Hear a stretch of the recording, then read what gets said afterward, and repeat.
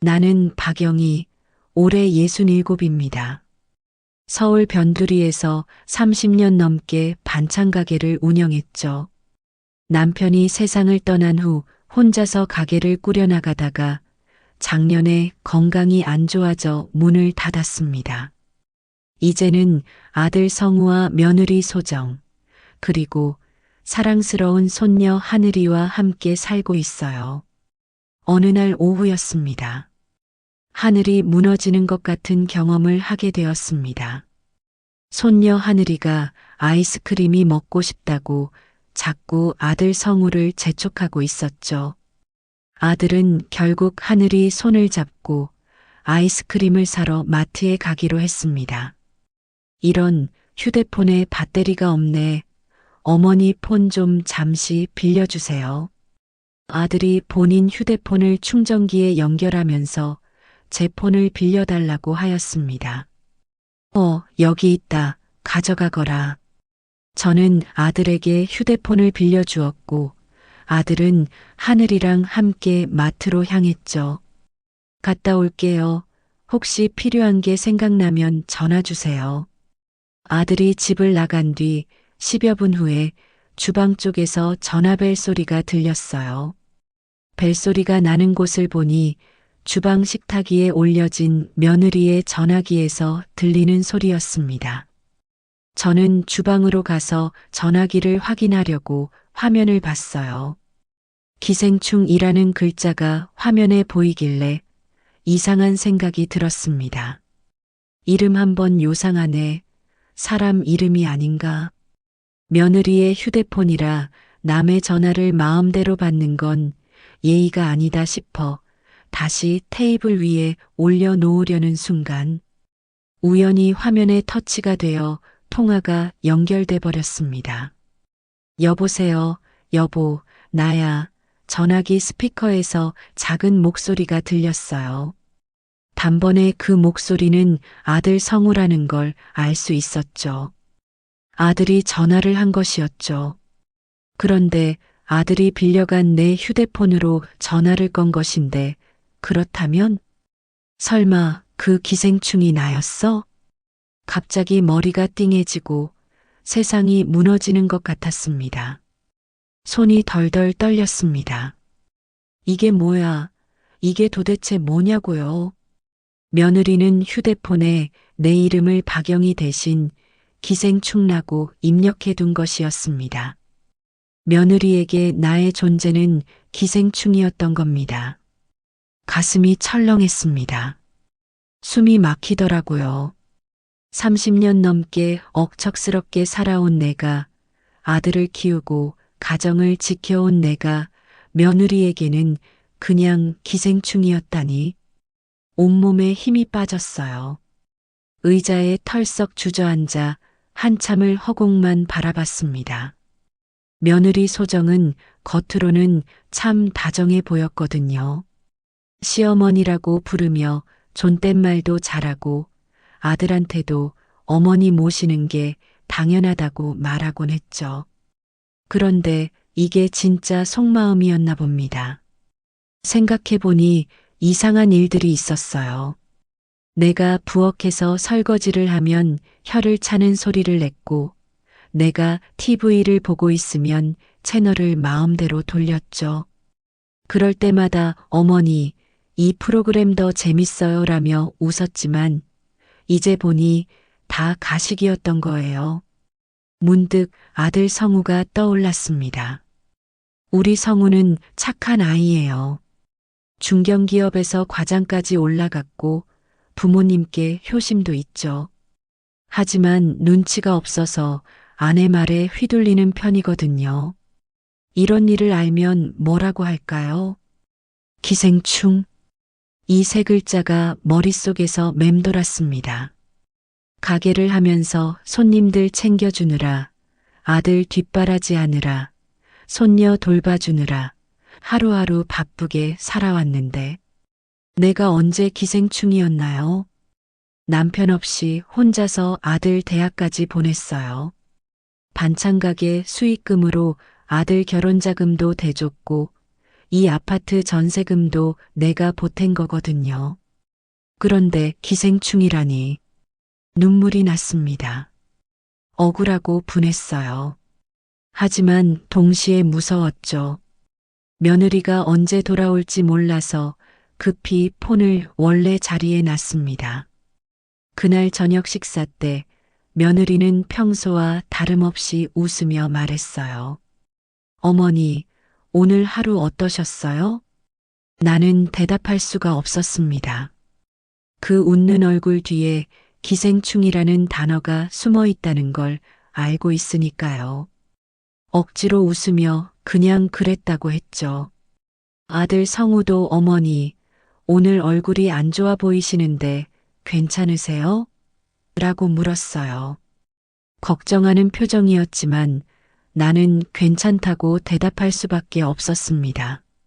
하늘이가 할머니, 왜 밥을 안 드세요? 라고 물었을 때 정말 목이 메었어요.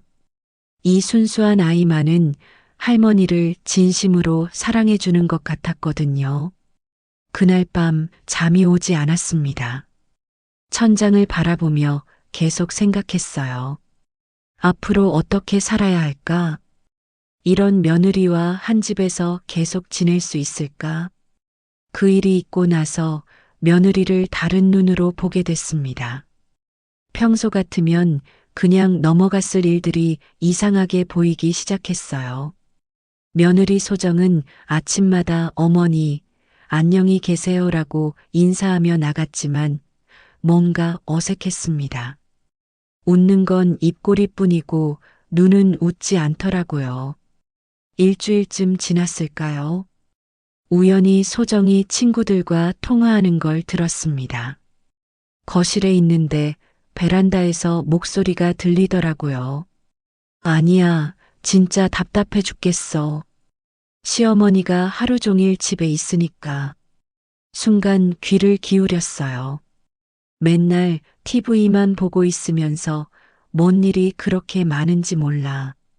부엌에서 쓸데없이 음식 만들고 정리도 제대로 안 하고 내가 부엌을 정리 안 한다고요? 오히려 소정이 쓰고 나간 그릇까지 내가 설거지하는데. 솔직히 요양원 보내고 싶은데 남편이 절대 안 된다고 하니까 어쩔 수 없이 모시고 있는 거야. 가슴이 철렁했습니다. 요양원 얘기까지 나오다니. 그래도 나중에 상속받을 거 생각하면 참아야지 뭐. 시어머니 명의로 된 게 꽤 있다던데. 핏기가 싹 가셨어요. 내 재산을 노리고 있었던 거예요. 전화가 끊어지자 나는 그 자리에 서서 멍하니 있었습니다. 베란다에서 나온 소정과 마주쳤죠. 어머니, 언제부터 거기 계셨어요? 소정의 얼굴이 잠깐 굳었다가 곧 웃음을 지었어요. 들켰나 싶어 당황하는 표정이었죠. 방금 나왔는데? 아, 그래요? 친구하고 통화했는데 혹시 시끄럽지 않았나요? 이렇게 뻔뻔할 수가 있나요? 방금 전 나를 두고 한 말들을 모르는 척하고 있었거든요. 아니다, 안 시끄러웠어. 그날부터 소정의 행동을 더 자세히 관찰했습니다. 아들이 있을 때와 없을 때가 완전히 달랐어요. 성우가 있으면 어머니, 이거 드시라고 사왔어요. 어머니 몸조리 잘하세요라며 다정했습니다. 하지만 성우가 출장 간 날에는 대놓고 차갑더라고요. 어머니, 설거지 좀 깨끗이 해주세요. 기름때가 다 남아있네. 옷은 왜 거실에 널어 놓으세요? 자기 방에 널지. 아들이 없으니까 존댓말도 대충 하고 반말까지 섞어가며 말했어요. 더 황당한 건 친구들한테 보내는 단톡방을 봤을 때였습니다. 소정이 폰을 부엌에 두고 샤워하러 간 사이에 메시지 알림이 계속 와서 화면을 봤거든요. 단톡방 이름이 시집살이 고충 상담소였어요. 그 안에서 소정은 나를 완전히 다른 사람으로 만들어 놨더라고요. 시어머니가 또 신경질 부렸음. 내가 설거지 좀 깨끗이 하라고 했더니 지랄지랄 하네. 진짜 빨리 요양원 보내고 싶은데 남편이 효자라서 안 보내줘요. 나중에 유산 상속받으려면 지금은 참는 게 맞겠지. 부동산만 몇 채 있다던데. 읽을수록 화가 났습니다. 내가 언제 신경질을 부렸나요? 오히려 소정 눈치만 보며 살았는데 친구들의 답장도 가관이었어요. 언니 고생 많다. 시어머니들 왜 다 그래? 그냥 무시해. 조금만 버티면 나중에 다 언니 거 될 건데. 요양원비도 시어머니 돈으로 내면 되잖아. 내 손이 떨렸습니다. 이런 대화를 매일 하고 있었다니.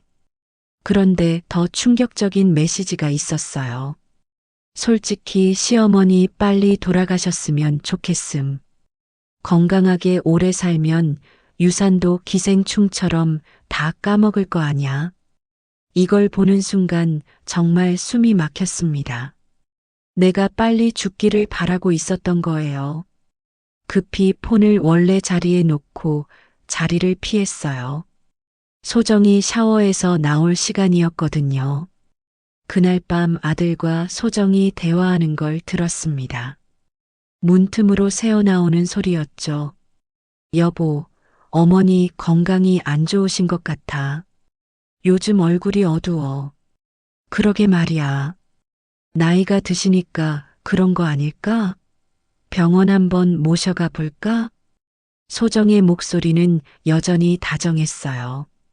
하지만 나는 이제 그 진짜 속마음을 알고 있었습니다. 밤새 잠이 오지 않았어요. 며느리의 두 얼굴을 확실히 확인했으니까. 이제 어떻게 해야 할까요? 며느리의 진짜 모습을 알게 된 후 며칠이 지났습니다. 하지만 더 충격적인 일이 기다리고 있었어요. 토요일 오후였죠. 성우는 골프 모임에 나가고 소정은 친구들과 쇼핑을 간다며 나갔습니다. 집에는 나와 하늘이만 남았어요. 하늘이는 항상 할머니를 따라다니며 제잘제잘 이야기하는 아이거든요.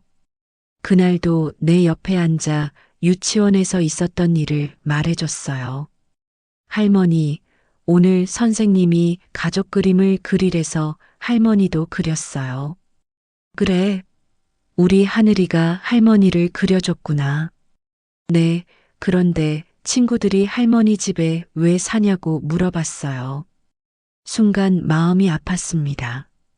요즘 할아버지 할머니와 함께 사는 집이 드물다 보니 아이들도 신기해하는 모양이었어요.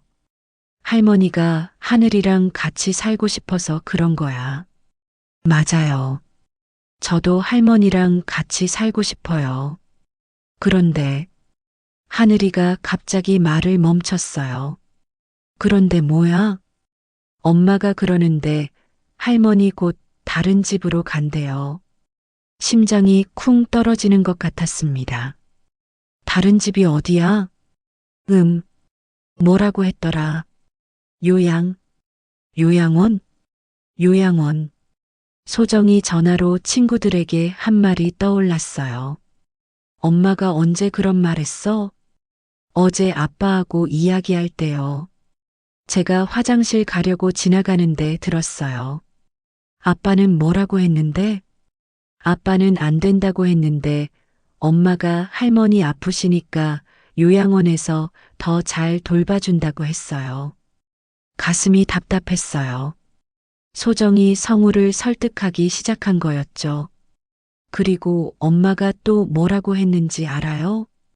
하늘이는 아직 어린아이라 무심코 말을 이어갔어요. 할머니 집이 너무 크니까 할머니 없으면 우리가 더 넓게 살 수 있다고 했어요. 내 집이라고요. 내 명의로 된 이 아파트를 자기 집인 것처럼 말하고 있었던 거예요. 또 뭐 했어? 엄마가 아빠한테 할머니 통장에 돈이 얼마나 있냐고 물어봤어요. 아빠는 모른다고 했는데 통장까지 정말 내 재산을 노리고 있었구나. 할머니는 정말 요양원 가세요? 하늘이의 맑은 눈이 나를 바라봤어요. 이 순수한 아이에게 뭐라고 말해야 할까요? 할머니는 하늘이 곁에 있고 싶어. 저도요. 할머니가 요양원 가면 언제 볼 수 있어요? 글쎄다. 사실 요양원에 가면 언제 볼 수 있을지 모르죠. 소정의 성격상 자주 면회를 오게 할 것 같지도 않고, 그때 현관문이 열리는 소리가 났어요. 소정이 돌아온 거였죠. 하늘아, 엄마 왔다. 하늘이는 뛰어나가며 엄마 할머니한테 요양원 이야기 했어요 라고 말했어요. 순간 소정의 표정이 굳었습니다. 거실로 들어오더니 하늘이를 데리고 방으로 들어가더라고요. 뭔가 단단히 혼내는 목소리가 들렸어요. 나는 그 자리에 앉아 생각에 잠겼습니다. 아이의 입을 통해 들은 진실이 더 선명하게 다가왔어요. 소정은 이미 성우를 설득하기 시작했고 내 재산 규모도 파악하려 하고 있었습니다. 그리고 나를 요양원에 보낸 후 이 집을 차지하려는 계획까지 세웠던 거죠. 30년 넘게 가게 운영하며 모은 돈, 남편이 남긴 보험금, 그리고 이 아파트까지 모든 게 소정의 타겟이었어요. 저녁 무렵 성우가 돌아왔습니다. 평소와 다르게 표정이 어두웠어요. 어머니, 몸은 괜찮으세요? 왜 갑자기 그런 소리야? 요즘 많이 피곤해 보이세요. 병원에서 한번 정밀 검사 받아보시면 어떨까요? 이것도 소정이 시킨 일이겠죠. 내가 아프다는 명분을 만들어서 요양원 보내려는 작전이었어요. 나는 괜찮다. 그래도 한번 가보세요. 며느리도 어머니 걱정하고 있어요. 소정이 내 걱정을 한다고요? 웃기는 소리였죠. 그날 밤 하늘이가 내 방에 왔어요. 살짝 문을 열고 고개를 내밀었죠. 할머니, 잠깐만요. 왜 안 자고 뭐하니? 엄마가 할머니 얘기는 다른 사람한테 하면 안 된다고 했어요. 그런데 할머니는 괜찮죠? 이 아이도 뭔가 이상하다는 걸 느끼고 있었던 거예요. 할머니는 괜찮다. 하늘아, 할머니한테만 말해줄 수 있니? 네. 그런데 할머니, 정말 요양원 안 가죠? 할머니가 최선을 다해 볼게. 하늘이는 안심한 듯 고개를 끄덕이고 자기 방으로 갔어요. 혼자 남은 방에서 나는 결심했습니다. 이대로 당할 수는 없어요. 뭔가 방법을 찾아야 했죠. 하늘이의 말을 듣고 나니 그동안의 모든 일들이 다르게 보였습니다. 소정의 행동들을 되짚어 보니 처음부터 계획적이었다는 걸 깨달았어요. 결혼 초기부터 소정은 내 재산 상황을 슬쩍슬쩍 알아보려 했거든요. 그때는 며느리가 가정 살림에 관심이 있나 보다 싶었는데 이제 보니 그게 아니었죠. 어머니, 이 집은 언제 사셨어요? 어머니 명의로 된 통장이 몇 개나 되세요? 혹시 보험도 들어놓으신 게 있으세요? 당시엔 자연스러운 대화인 줄 알았어요. 하지만 이제 와서 생각해 보니 내 재산을 파악하려는 질문들이었습니다. 더 황당한 건 성우도 모르는 사이에 소정이 내 개인 정보를 캐려 했다는 거예요. 내가 병원 갈 때마다 어머니, 제가 모셔다 드릴게요라고 나섰던 것도 의료진들에게 내 건강 상태를 물어보려던 거였죠. 그날 오후 소정이 또 베란다에서 통화하는 걸 들었습니다. 이번엔 일부러 귀를 기울였어요. 응, 시어머니 건강검진 받으러 병원 갔다 왔어. 의사가 나이에 비해 건강하다고 하더라고. 친구가 뭐라고 하는지는 안 들렸지만 소정의 목소리에는 실망이 묻어났어요. 아니야, 딱히 큰 병은 없대. 좀 더 기다려야 할 것 같아. 기다린다고요? 내가 아프기를 기다리고 있었던 거예요. 그래도 요양원 얘기는 계속 흘리고 있어.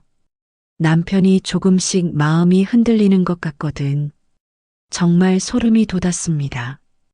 그 주말 성우가 갑자기 진지한 표정으로 나에게 말했어요. 어머니, 진지하게 이야기 좀 할까요? 무슨 이야기? 며느리가 어머니 걱정을 많이 해요. 혼자 계시는 시간이 많으니까 외로우실 것 같다고. 시작됐구나 싶었어요. 나는 외롭지 않다. 그래도 요즘 어르신들을 위한 시설이 정말 좋아졌어요. 친구들도 많이 사귀실 수 있고, 의료진도 상주하고, 너 지금 나를 요양원에 보내자는 거냐? 성우가 당황했어요. 직접적으로 말하려던 건 아니었나 봅니다. 그런 게 아니라 어머니가 더 행복하실 수 있는 방법이 없을까 싶어서요. 나는 지금도 충분히 행복하다. 하지만 성우의 표정에서 이미 마음이 기울어졌다는 걸 알 수 있었어요. 소정의 설득이 효과를 보고 있었던 거죠. 그날 밤 나는 지난 몇 년간의 일들을 차근차근 되돌아봤습니다. 내가 반찬 가게를 정리하고 이 집에 오게 된 것도 사실은 소정이 적극적으로 권했던 거였어요. 어머니 혼자 가게 하시기 힘드실 테니까 저희가 모시겠습니다라고 했었죠. 그때는 고마웠거든요. 며느리가 시어머니를 챙기겠다고 나서는 게. 하지만 이제 보니 그것도 계획의 일부였을지도 몰라요. 내가 가게를 정리하고 이 집으로 오면 내 재산을 더 쉽게 파악할 수 있으니까. 더 생각해보니 소정이 결혼 전부터 이 집에 관심이 많았어요. 처음 인사차 왔을 때부터 집이 정말 좋네요. 이 동네는 언제나 인기가 좋을 것 같아요라고 했었죠. 그리고 결혼 후에는 어머니, 이 집 시세가 많이 올랐을 것 같아요라며 부동산 시세를 자주 언급했고요. 남편이 남긴 보험금 이야기도 마찬가지였어요. 처음엔 아버님이 어머니 생각해서 보험을 잘 들어 놓으셨네요 라고 말했는데 나중에는 그 보험금 어떻게 관리하세요? 라고 물어보더라고요. 적금 통장들도 소정이 아는 게 이상했어요.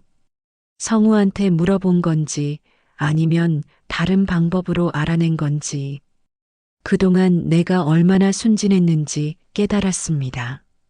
며느리가 나를 챙겨준다고 생각했는데 사실은 내 재산만 노리고 있었던 거죠. 30년 넘게 새벽부터 밤늦게까지 반찬 가게를 운영하며 모은 돈, 남편이 평생 보험료 내며 마련해준 목돈, 그리고 우리 부부가 함께 산 이 집까지 모든 게 소정의 계획 속에 있었어요. 이제야 왜 소정이 겉으로는 다정한 며느리 노릇을 했는지 이해가 됐습니다. 성우와 이혼하면 아무것도 못 가져가니까 시어머니 모시는 착한 며느리로 보이면서 때를 기다렸던 거죠. 그리고 나를 요양원에 보내고 내 재산을 관리한다는 명목으로 모든 걸 차지하려는 계획이었던 거예요. 정말 치밀하고 무서운 여자였습니다. 몇 년간 나를 속여왔다니. 하지만 이제 알았으니 당하고만 있을 수는 없었어요. 나도 뭔가 준비해야 했습니다. 며느리의 속셈을 알고 난 후 내 재산이 얼마나 되는지 정확히 파악해 보기로 했습니다. 소정이 그렇게 관심을 갖는 이유를 알고 싶었거든요. 먼저 이 아파트부터 살펴봤어요. 15년 전에 남편과 함께 산 집인데 당시에는 3억 정도 했었죠. 그런데 요즘 시세를 보니 7억이 넘더라고요. 이 동네가 재개발 예정지라서 더 오를 가능성도 있고요. 은행 통장들도 확인해 봤습니다. 반찬 가게 운영하면서 조금씩 모은 돈이 1억 2천만 원 정도 있었어요. 매달 적금도 넣고 있었고요. 그리고 남편이 남긴 보험금이 큰 돈이었습니다. 5천만 원짜리 보험이 2개나 있었거든요. 남편이 생전에 영희야, 나한테 무슨 일 생기면 이 보험으로 편히 살아라고 했던 게 기억났어요. 다 합치면 9억이 넘는 재산이었습니다. 내가 생각했던 것보다 훨씬 많았어요. 그러고 보니 소정이 왜 그렇게 집요하게 나를 쫓아냈는지 이해가 됐습니다. 9억이 넘는 돈이면 요양원비 내고도 충분히 남을 거니까요. 더 충격적인 사실을 발견했어요. 며느리가 이미 내 재산을 조사해뒀다는 거였죠. 성우 방에서 우연히 소정의 수첩을 봤거든요. 거기에 내 통장 번호와 대략적인 잔액까지 적혀 있었어요. 시어머니 재산 현황이라는 제목으로 정리까지 해놨더라고요. 아파트 약 7억 재개발 시 더 상승 예상. 예금 약 1억 2천만 원. 보험금 1억 원. 예상 총액 9억 2천만 원. 마지막에는 요양원비 월 150만 원, 10년 거주 시 1억 8천만 원 소요. 나머지 7억 4천만 원 순이익 예상이라고 적혀 있었어요. 내가 10년 뒤에 죽는다고 계산해 놓은 거예요. 정말 끔찍했습니다. 그 수첩에는 다른 내용도 있었어요. 시어머니를 요양원에 보내는 합리적 이유. 1. 고령으로 인한 건강 악화 정기 병원 검진으로 증명. 2. 치매 초기 증상 의심 깜빡하는 일 많아짐. 3. 낙상 위험 증가 집안에서 넘어질 뻔한 적 있음. 4. 전문적인 케어 필요성. 모두 거짓이거나 과장된 내용들이었어요. 나는 아직 건강하고 치매도 없는데 소정이 그렇게 포장하려고 했던 거죠. 더 무서운 건 시어머니 설득 단계별 계획이었습니다. 1단계 남편에게 시어머니 걱정된다고 지속 언급. 2단계 요양원의 장점 자연스럽게 이야기. 3단계 시어머니 건강 문제 부각시키기.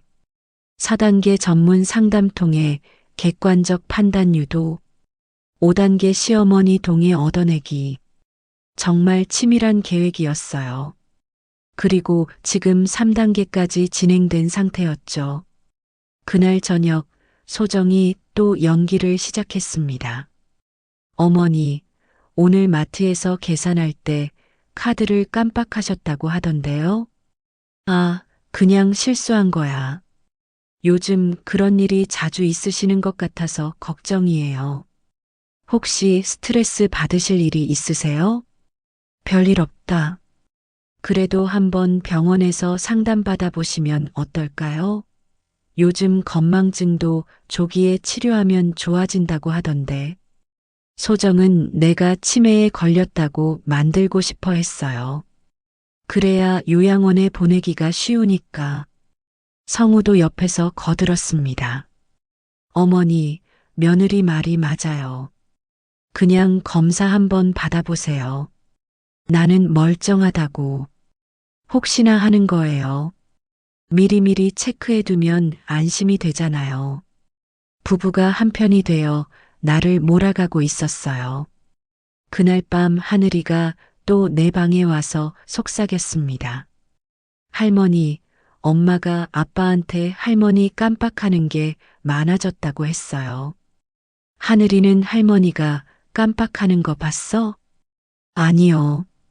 할머니는 제 이름도 잘 기억하시고 제가 좋아하는 것도 다 아시잖아요. 그렇죠. 나는 아직 멀쩡해요.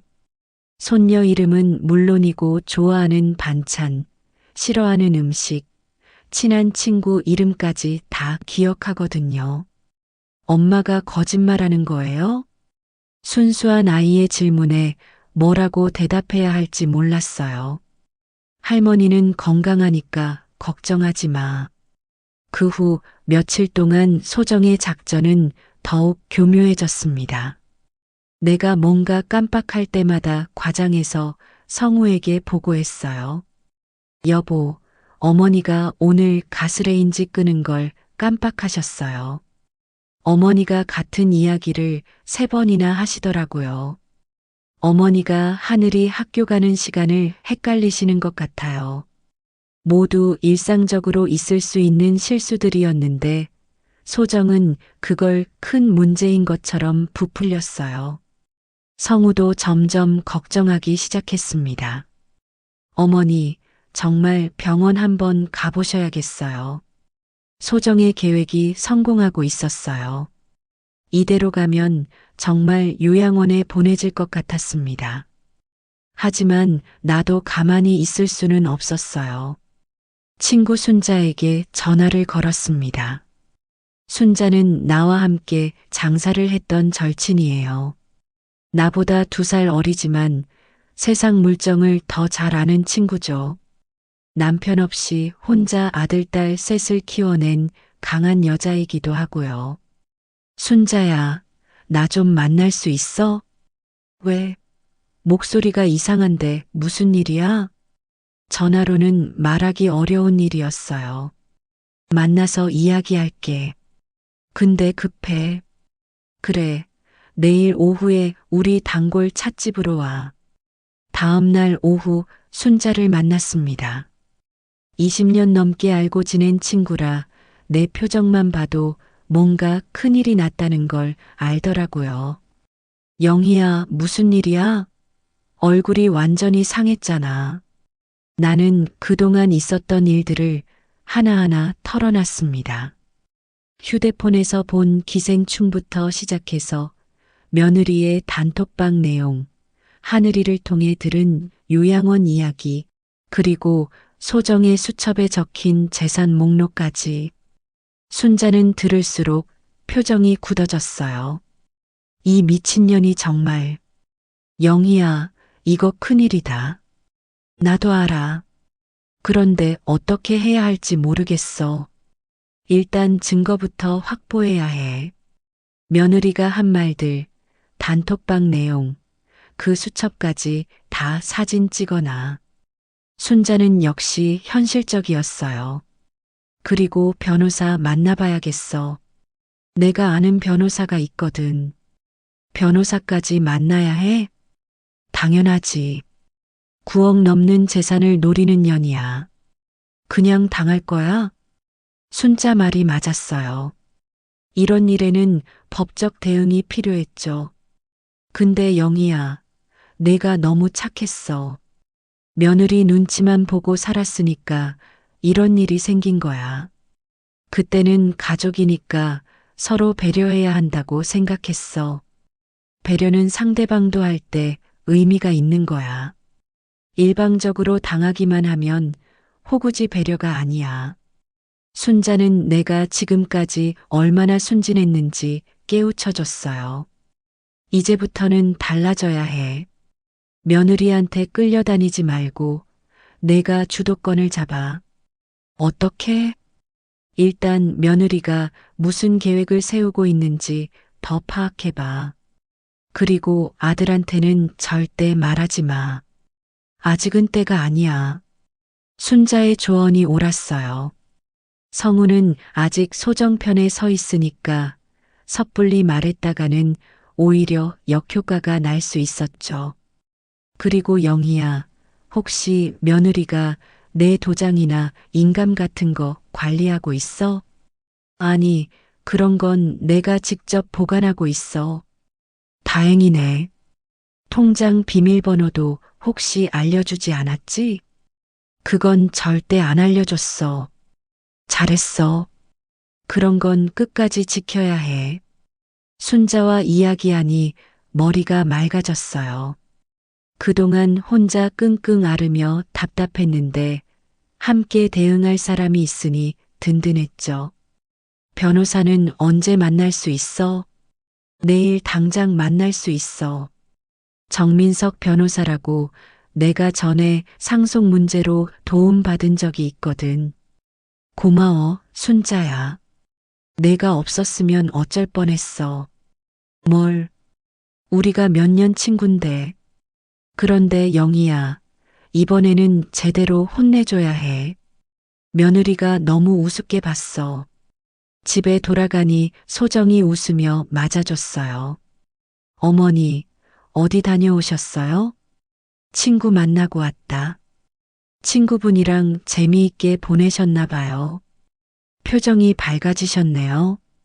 소정은 내가 기분이 좋아진 걸 단순히 친구를 만나서 그런 줄 알았어요. 자기 계획에 차질이 생겼다는 건 전혀 모르고 있었죠.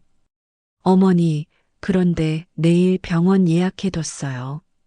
건강검진 겸해서 한번 가보시는 게 어떨까 해서요. 누가 예약하라고 했어? 어머니 걱정돼서 제가 했어요. 성우도 찬성했고요. 소정은 내 동의도 구하지 않고 병원 예약까지 해놨던 거예요.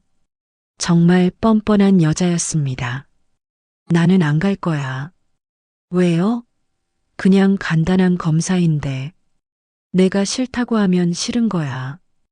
평소와 다른 내 반응에 소정이 당황했어요.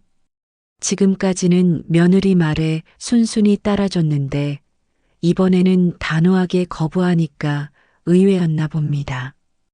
어머니, 저희가 어머니 건강을 생각해서 하는 말인데 내 생각은 안 물어봤어.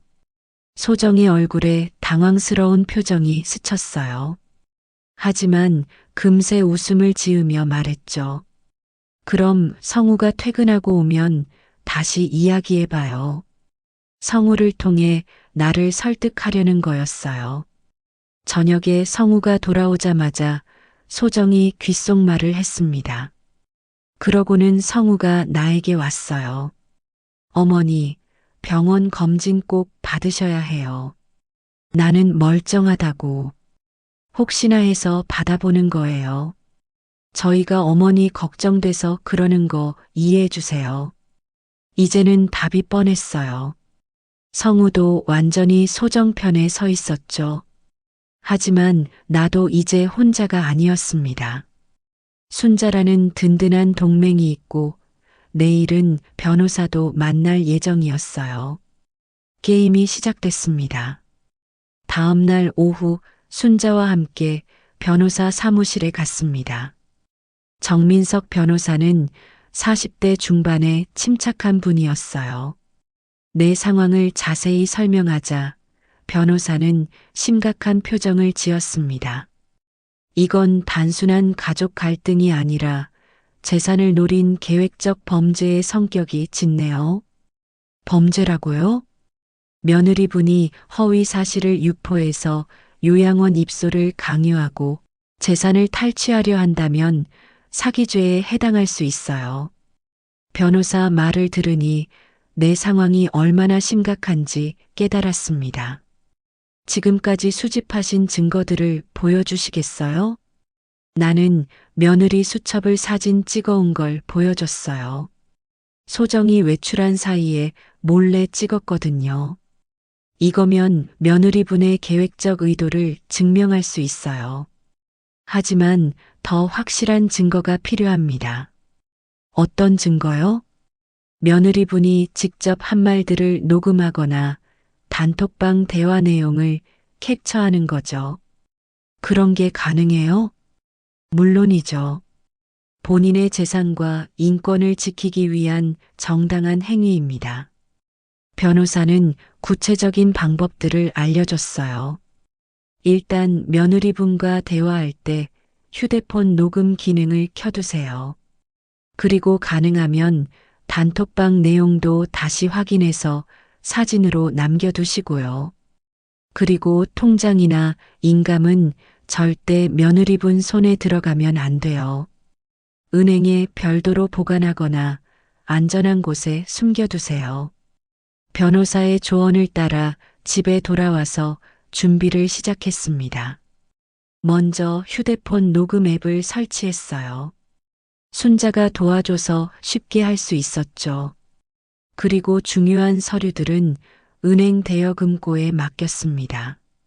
며칠 후 기회가 왔어요.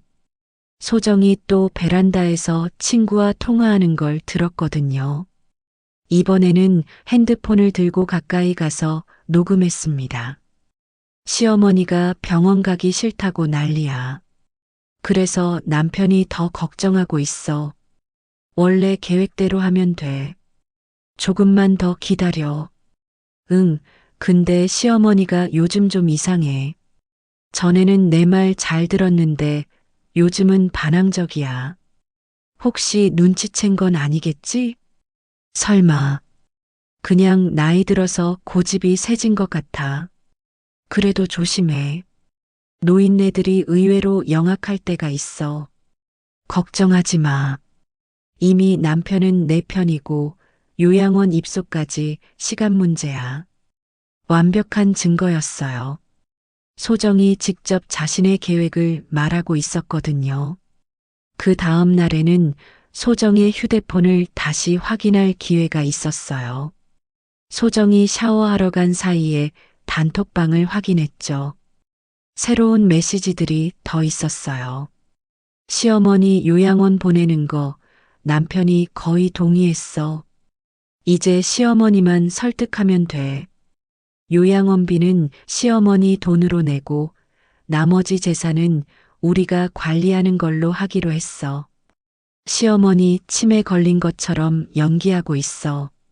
남편이 완전히 속았음 키읔키읔. 정말 소름이 돋는 내용들이었어요. 이것도 모두 사진으로 찍어뒀죠.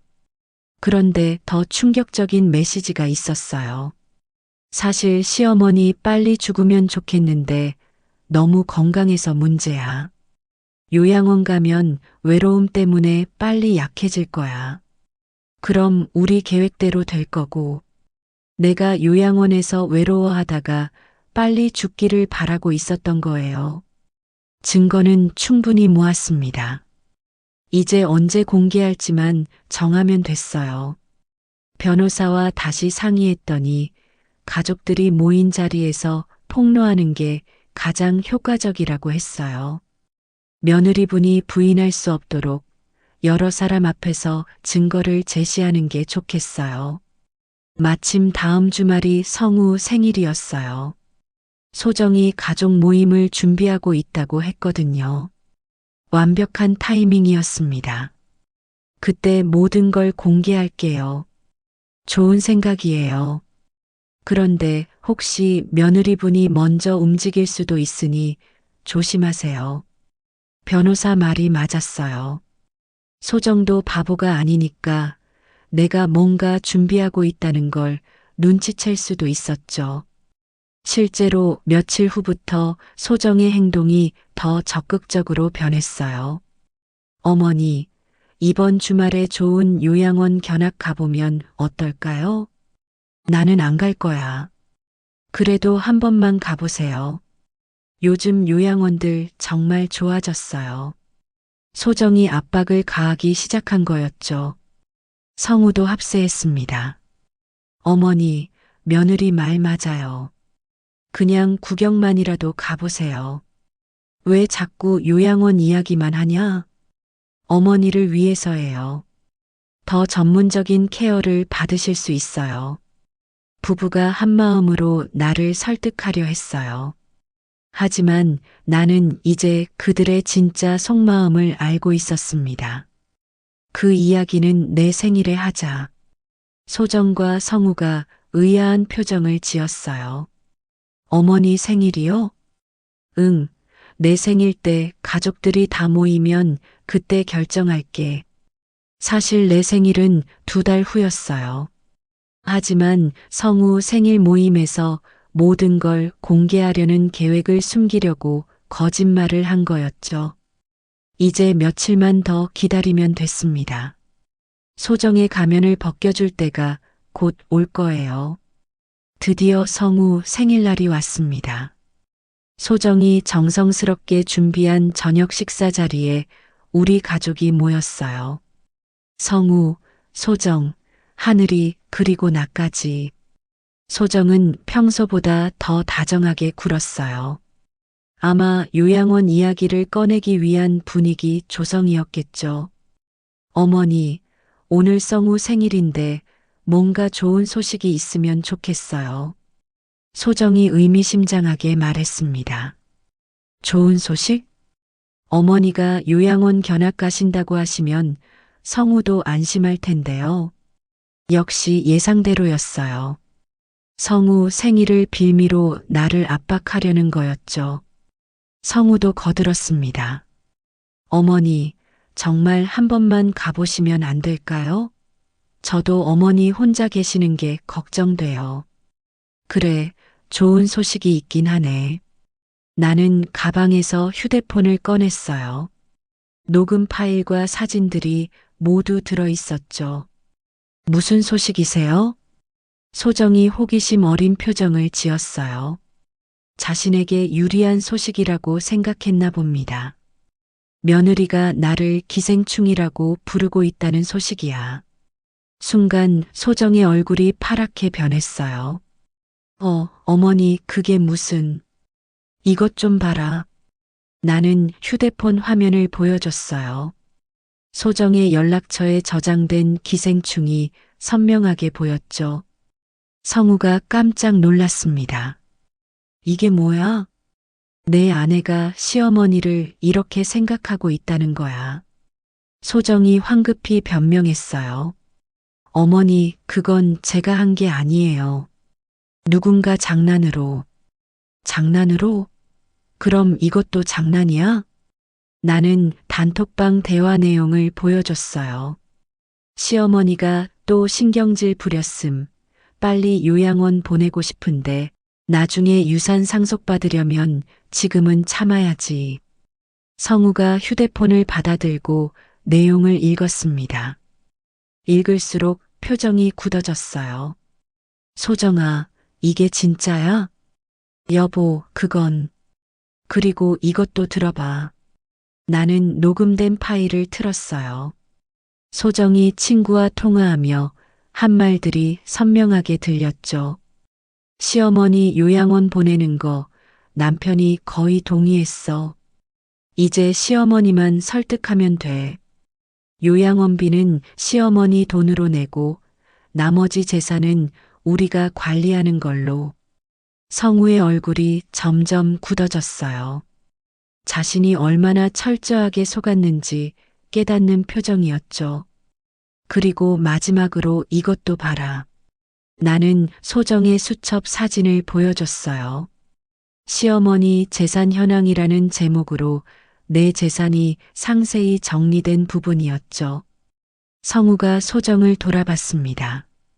소정아, 이게 다 뭐야? 어머니 재산을 왜 이렇게 조사해놨어? 소정은 이제 더 이상 변명할 수 없었어요. 증거가 너무 확실했거든요. 여보, 나는 우리 가족을 위해서, 가족을 위해서? 어머니를 기생충이라고 부르는 게 가족을 위한 거야? 성우의 목소리가 높아졌어요. 평생 보지 못했던 아들의 환한 모습이었죠. 그리고 어머니가 빨리 돌아가셨으면 좋겠다고 한 말은 뭐야? 그건 순간적으로 내가 몇 년 동안 계획한 거잖아. 성우가 소정의 수첩을 흔들며 소리쳤어요. 하늘이가 무서워서 울기 시작했습니다. 엄마, 아빠, 왜 싸워요? 나는 하늘이를 품에 안았어요. 하늘아, 괜찮다. 할머니가 있으니까 걱정하지 마. 소정이 마지막 발악을 했어요. 어머니, 저는 정말 어머니를 위해서 한 거예요. 요양원에서 더 좋은 케어를 받으실 수 있다고 생각해서. 나를 위해서? 내 재산 9억을 노리면서? 그게 아니라. 그럼 왜 내 통장 번호까지 적어놨어? 왜 요양원비 계산까지 해놨고? 소정이 할 말을 잃었어요. 성우가 고개를 들었습니다. 어머니, 정말 죄송해요. 제가 아내를 제대로 못 봤네요. 너도 속은 거야. 이 여자가 워낙 연기를 잘해서. 어머니, 앞으로 어떻게 하면 될까요? 나는 이미 결정한 게 있었어요. 나는 이 집 나갈 거야. 어머니, 하지만 요양원이 아니라 내가 가고 싶은 곳으로 갈 거야. 소정이 놀란 표정을 지었어요. 자신의 계획이 완전히 틀어진 거니까. 어머니, 어디로 가시려고요? 제주도에 작은 펜션을 하나 살 거야. 거기서 새로운 인생을 시작할 거고. 어머니, 그러시면 안 돼요. 저희가 모셔야죠. 성우가 당황했어요. 너희가 나를 모신다고? 내 아내가 나를 기생충이라고 부르는데 소정이가 잘못했어요. 앞으로는 달라질 거예요. 달라진다고? 몇 년 동안 계획한 걸 하루아침에 바뀌겠어? 나는 이미 마음을 정했어요. 그리고 소정아, 너한테 할 말이 있어. 소정이 떨리는 목소리로 대답했어요. 네, 어머니. 내일 당장 이 집에서 나가라. 어머니. 성우가 깜짝 놀랐어요. 어머니, 그러면 소정이는 어디로 가요? 그건 내가 알아서 해. 이 여자와 계속 살고 싶으면 따로 집을 구해서 살아. 어머니, 제발 한 번만 용서해 주세요. 소정이 무릎을 꿇고 빌었어요. 하지만 이미 늦었죠. 용서? 몇 년 동안 나를 속이고 내 죽음까지 바랐던 내가 용서를 구해? 정말 잘못했어요. 다시는 그런 일 없을 거예요. 믿을 수 없어. 이미 내 본성을 다 봤거든. 하늘이가 중간에서 울면서 말했어요. 할머니, 저는 어떻게 돼요? 하늘아, 할머니 제주도 펜션에 놀러와. 방학 때마다 할머니랑 지내자. 정말이요? 그럼 할머니가 약속할게. 성우가 고민하는 표정을 지었어요. 아내와 어머니 사이에서 선택해야 하는 상황이었죠. 어머니, 정말 가시는 거예요? 그래. 이미 변호사랑 상의해서 모든 절차 준비해뒀어. 변호사요? 내 재산을 지키기 위해서 법적 장치도 마련해뒀어. 소정이가 함부로 손 못 대게. 소정의 얼굴이 창백해졌어요. 자신의 계획이 완전히 무산된 거니까.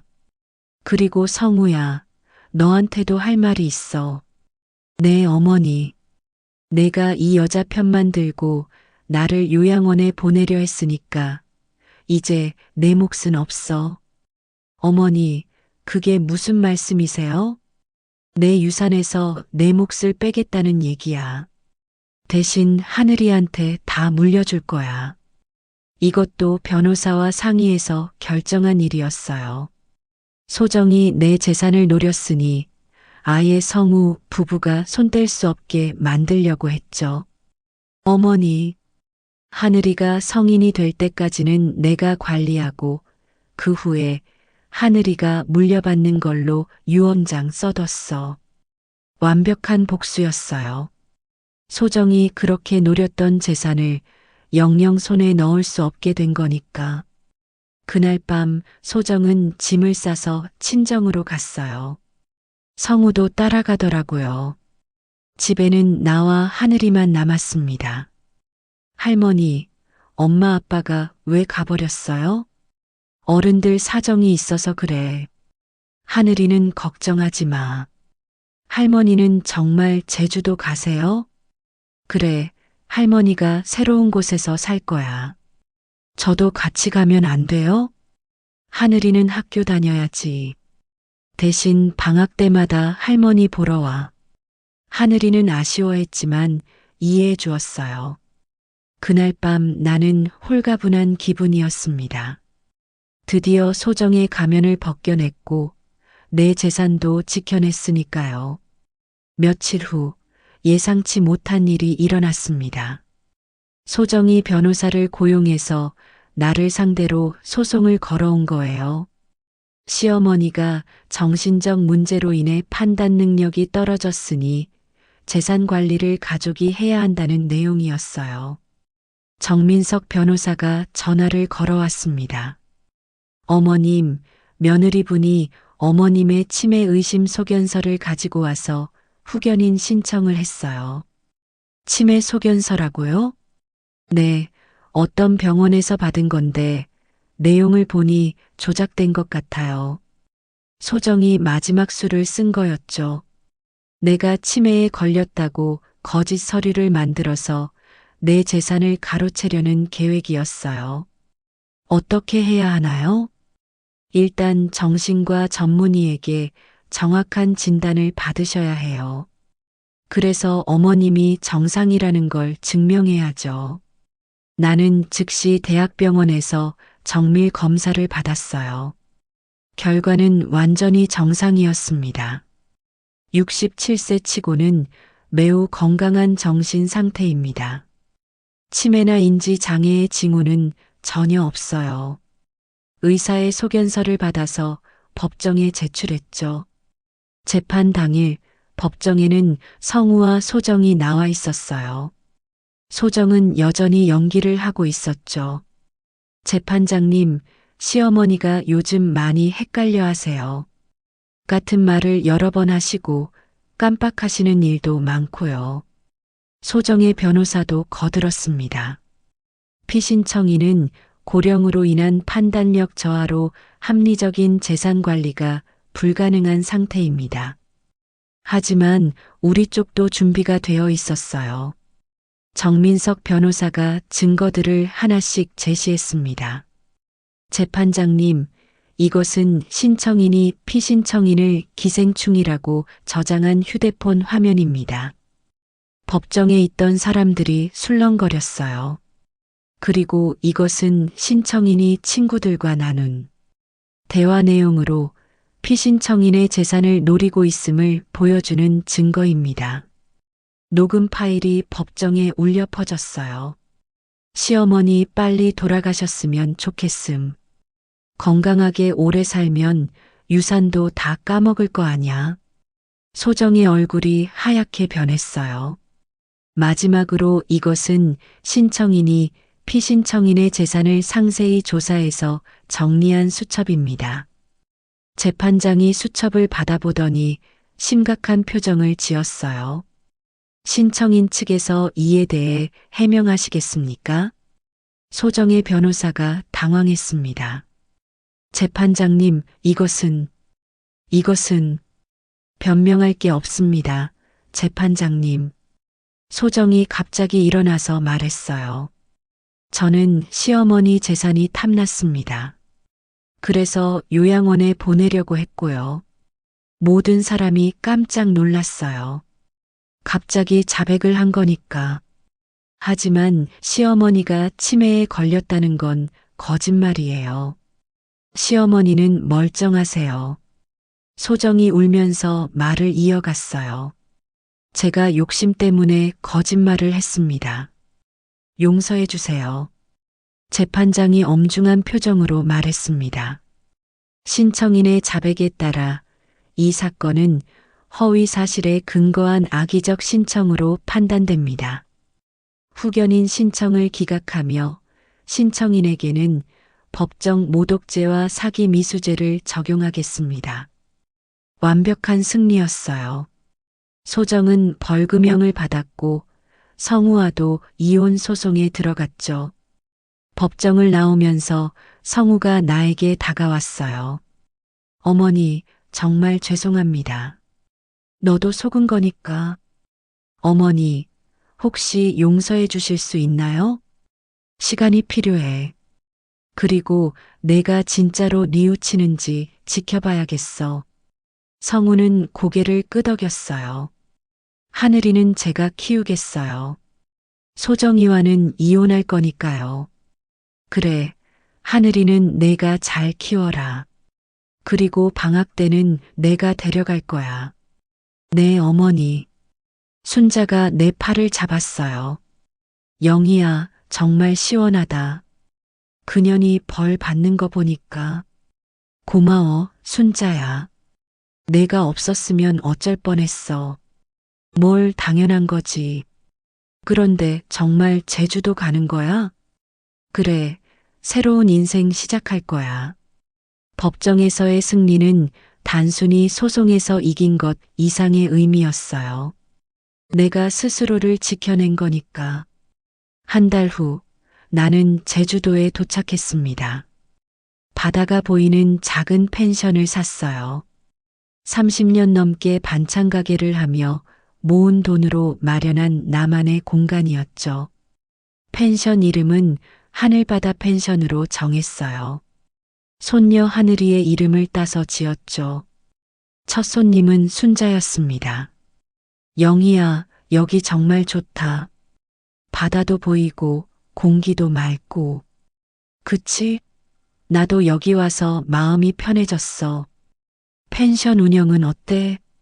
생각보다 재미있어.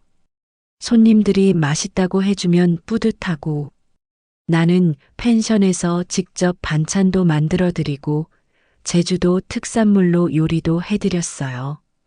서울에서 반찬 가게 했던 경험이 도움이 됐죠.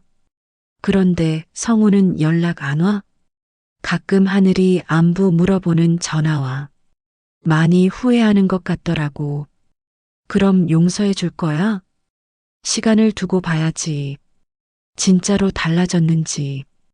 여름 방학이 되자 하늘이가 왔어요. 성우가 직접 데려다 줬죠. 할머니, 하늘이가 뛰어와서 내 품에 안겼어요. 우리 하늘이 많이 컸네. 할머니, 여기 정말 바다예요? 그럼 할머니가 바다 바로 앞에 집을 샀거든. 하늘이는 신이 나서 바다를 구경했어요. 성우가 조심스럽게 말했습니다. 어머니, 어떻게 지내세요? 잘 지내고 있어. 펜션 운영 힘들지 않으세요? 전혀. 오히려 재미있어. 성우의 표정이 한결 밝아 보였어요. 내가 행복해하는 모습을 보고 안심한 것 같았죠. 어머니, 소정이는 지금 친정에서 지내고 있어요. 이혼 절차도 진행 중이고요. 그래. 하늘이는 제가 키우겠어요.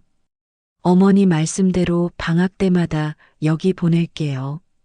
고마워. 성우가 망설이다가 말했어요. 어머니, 제가 정말 잘못했어요. 앞으로는 어머니 말씀 잘 듣겠어요. 너도 속은 거니까 너무 자책하지 마. 그래도 제가 어머니를 제대로 못 봤어요. 나는 성우의 손을 잡았어요. 이제 됐어. 하늘이만 잘 키우면 돼. 성우는 하루 머물다가 서울로 돌아갔어요. 하늘이는 한 달간 나와 함께 지내기로 했죠. 하늘이와 함께 보낸 시간은 정말 행복했어요. 아침에는 바다에서 산책하고, 낮에는 펜션 일을 도와주고, 저녁에는 함께 요리를 했죠. 할머니, 여기서 계속 살 거예요? 그럼 할머니는 여기가 좋아. 저도 여기가 좋아요. 바다도 예쁘고 할머니도 웃으세요. 할머니가 웃어? 네, 서울에 있을 때보다 훨씬 많이 웃으세요. 하늘이 말이 맞았어요. 나는 제주도에 와서 진짜로 행복해졌거든요. 소정이라는 가면을 쓴 며느리 때문에 받았던 스트레스가 사라지니까 몸도 마음도 훨씬 가벼워졌어요. 펜션 손님들도 내가 만든 음식을 좋아해 주셨고, 단골 손님들도 생겼죠. 사장님, 여기 음식이 집밥 같아서 너무 좋아요. 우리 엄마 생각나는 맛이에요.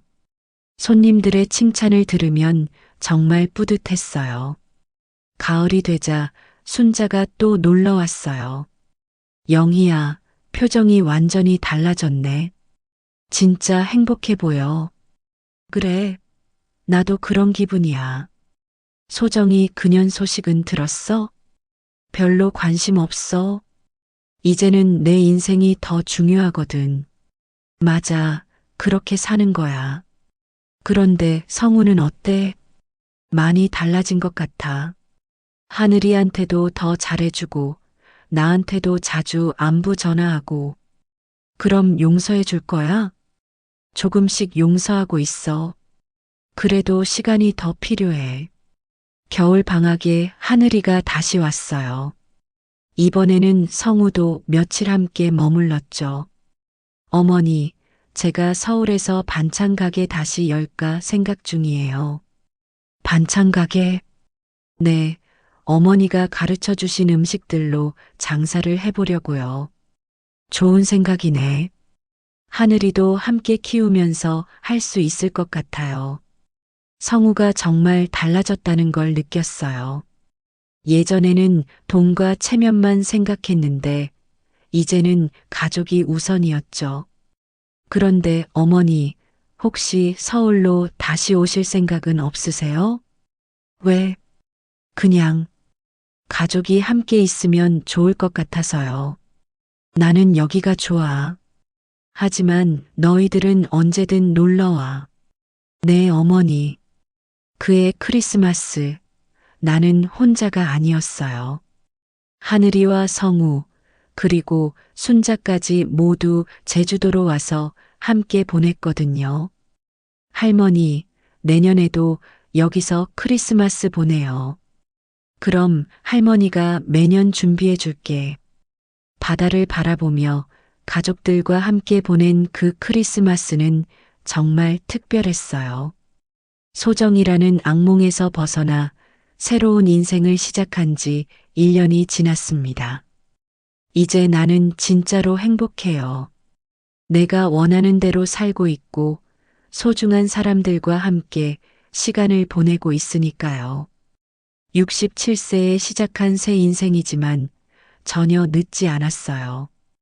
오히려 이제서야 진짜 내 인생이 시작된 것 같습니다. 박영희 할머니의 이야기를 들으며 우리는 소중한 교훈을 얻습니다. 가족이라는 이름으로 행해지는 불의에 맞서는 용기, 그리고 어떤 나이든 새로운 시작이 가능하다는 희망을 말입니다. 진정한 효도는 겉모습이 아닌 진심에서 나오는 것이며 자신의 존엄성을 지키는 것이야말로 가장 아름다운 삶의 자세입니다. 나이는 숫자에 불과하고 용기 있는 마음이 있다면 언제든 새로운 꿈을 향해 나아갈 수 있습니다. 진실은 결코 숨겨지지 않으며 정의는 반드시 승리한다는 것을 박영희 할머니의 삶이 증명해 주었습니다. 오늘의 사연 어떻게 보셨나요?